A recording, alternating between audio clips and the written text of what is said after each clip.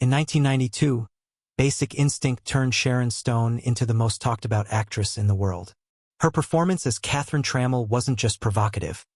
It was iconic, a role that changed cinema forever. But the same film that brought her global fame also exposed the brutal inequality of Hollywood. While her co-star Michael Douglas was paid $14 million, Stone received only $500,000. Without her fearless performance, the film might have been another forgettable thriller, yet the studio treated her like she was replaceable. The movie earned $352 million worldwide, made billions in merchandise and home video, and turned Sharon Stone into a cultural phenomenon. But the actress at the center of it all couldn't even afford a dress for the Academy Awards. The industry's treatment of Stone quickly revealed itself. Michael Douglas received profit percentages and recognition as the film's star, while Stone was left with no share of profits and little financial reward. The only negotiation she won was the right to keep her costumes, which would later become fashion history. The message was clear. Sharon Stone was valuable enough to sell tickets, but not valuable enough to be paid fairly.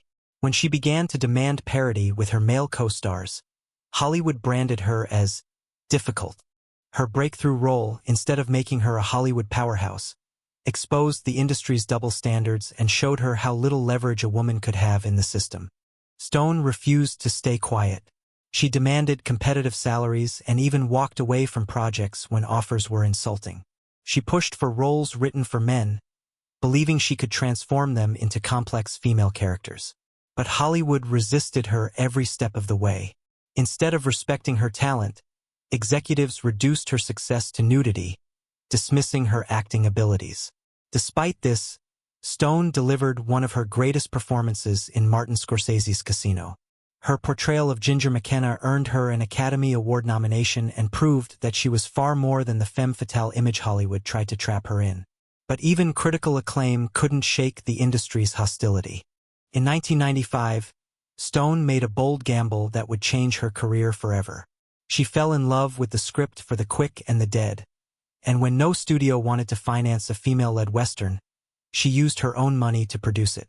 She championed Russell Crowe when he was unknown, personally paid Leonardo DiCaprio's salary because she saw his potential, and insisted on Sam Raimi as director when the studio doubted him.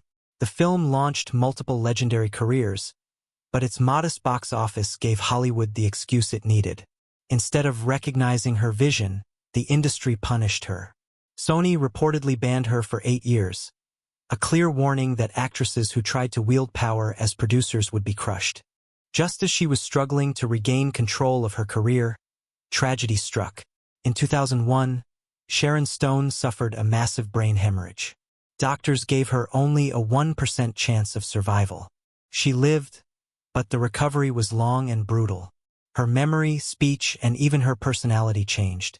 The woman who had once commanded Hollywood's attention could no longer rely on her quick wit or stamina. For most people, such survival would have been celebrated as miraculous. But in Hollywood, where actors are treated like investments, her illness made her a liability. Studios abandoned her overnight, deciding she was uninsurable and therefore unemployable. The personal toll was devastating. Custody battles drained her finances.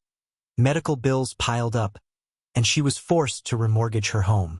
Hollywood, which had once made billions from her image, showed no loyalty. The woman who had carried Basic Instinct and earned an Oscar nomination was now auditioning for small television roles and low-budget films. Even when she recovered enough to work, producers offered her only humiliatingly low salaries.